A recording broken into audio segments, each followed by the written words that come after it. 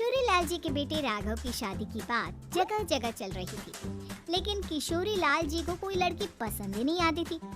और उसकी एक ही वजह थी, किशोरी लाल जी का लालची होना। उनको लड़की वालों से मोटा दहेज चाहिए था और इसी चक्कर में एक दिन वो एक बहुत पैसे वाले के घर अपने बेटे का रिश्ता लेकर पहुंचे। उस आदमी का नाम था ओम प्रकाश। देखिए किशोरी लाल जी, मेरी एक ही बेटी है और मेरी सारी संपत्ति जायदाद सब कुछ मेरी बेटी नैना का ही है। पापा, नाम से लगता है बहुत खूबसूरत होगी। कितना अच्छा नाम है ना, नैना।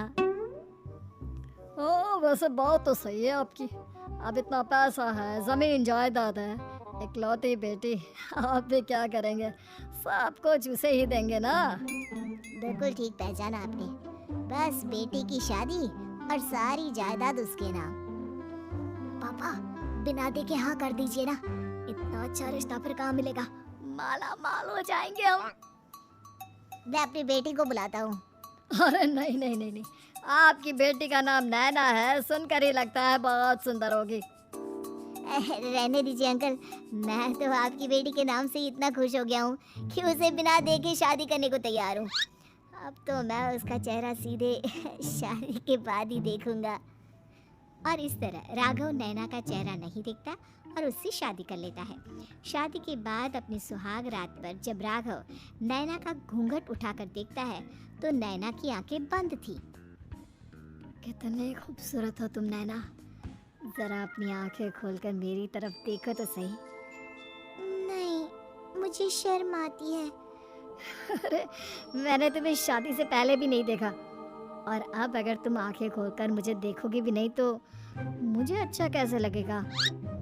इससे पहले कि नैना अपनी आंखें खोलकर राघव की तरफ देखती, अचानक से लाइट चली गई और राघव नैना को पूरी तरह से देख भी नहीं पाया। अगली सुबह नैना राघव के लिए नाश्ता बनाकर लेकर आई। अरे ये क्या, आधा पराठा सेका हुआ है और आधा बिल्कुल कच्चा। ये तुमने क्या किया नैना?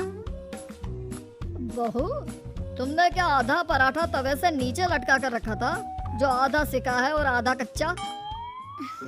मुझे जितना दिखेगा उतना ही तो सीखूंगी ना पापा जी। जहाँ जहाँ मुझे नजर आ रहा था वहाँ मैंने सीख लिया, जहाँ जहाँ नहीं दिखा वहाँ कच्चा रह गया होगा। इसका क्या मतलब है?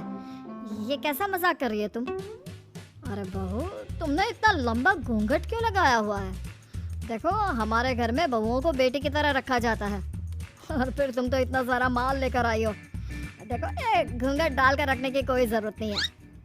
हाँ नैना, पापा जी ठीक कह रहे हैं, तुम तो आराम से रहो, अपना ही घर समझो। नैना अचानक से अपना घूंघट उठा लेती है। अरे ये क्या पापा, नैना की तो एक आंख फूटी हुई है। नाम से नैना, लेकिन ये तो कानी बहू निकली। मेरे साथ धोखा हुआ है, धोखा।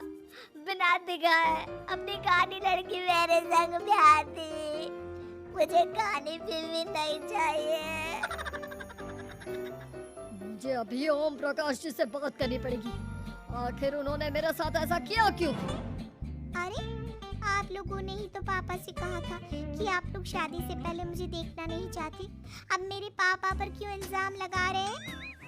अरे लेकिन उन्हें बताना तो चाहिए था ना कि तुम कानी हो, एक आंख से तुम्हें दिखाई नहीं देता। किशोरी लाल और राघव नाराज होकर ओम प्रकाश को अपने घर बुलाते हैं।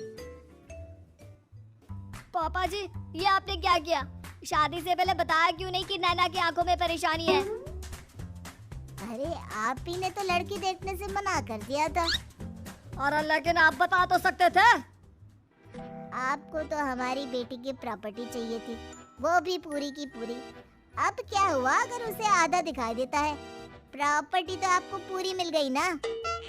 अरे ये क्या बात हुई? मेरी शादी प्रॉपर्टी से नहीं, आपकी बेटी से हुई है। अब ये तो पहले सोचना चाहिए था, तब तो मेरी प्रॉपर्टी देखकर तुम्हारी जुबान लपलपा रही थी। लेकिन मैं कानी लड़की को अपनी बीवी बनाकर नहीं रख सकता। पापा, कुछ करिए ना आप। हाँ, करता हूँ। देखिए ओम प्रकाश जी, आप हमारे साथ ऐसा नहीं कर सकते। और तुम देखो, अगर तुमने मेरी बेटी से शादी तोड़ी ना तो जो भी प्रॉपर्टी मैंने तुम्हें दी है वो तो पूरी की पूरी वापस ले ही लूंगा और आधी प्रॉपर्टी तुम्हारी भी लूंगा। अरे मेरी आधी प्रॉपर्टी भला क्यों लेंगे आप? इसलिए क्योंकि मेरी बेटी को आधा नजर आता है और उसकी नजर अभी तक तुम्हारी आधी जायदाद पर ही पड़ी है। अब तुम उसे घर से निकालोगे तो कुछ तो लेकर जाएगी ना। और अगर हम आपकी बेटी को अपने घर की बहू बनाकर रखे तो? तो तुम्हारी पूरी प्रॉपर्टी तुम्हारी ही रहेगी और जो मैंने तुम्हें दिया है ना उसमें से बस मैं आधा लेकर जाऊंगा। अरे लेकिन अब आप अपनी दी हुई प्रॉपर्टी में से आधी वापस क्यों लेकर जाएंगे?